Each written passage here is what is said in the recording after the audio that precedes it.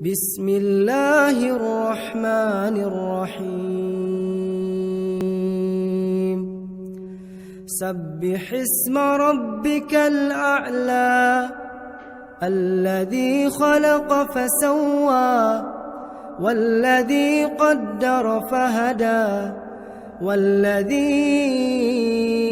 أخرج المرعى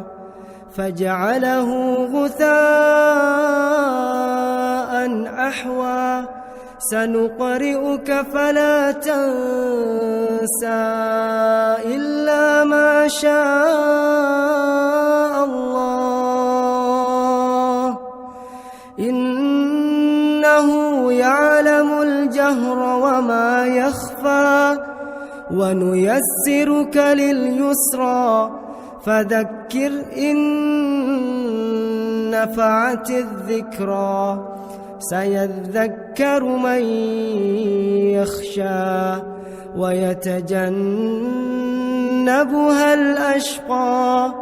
الذي يصلى النار الكبرى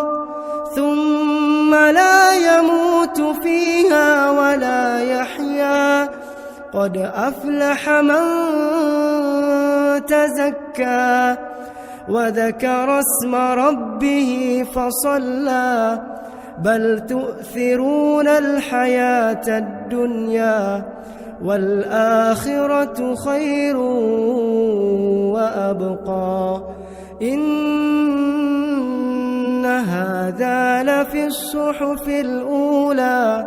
صحف إبراهيم وموسى.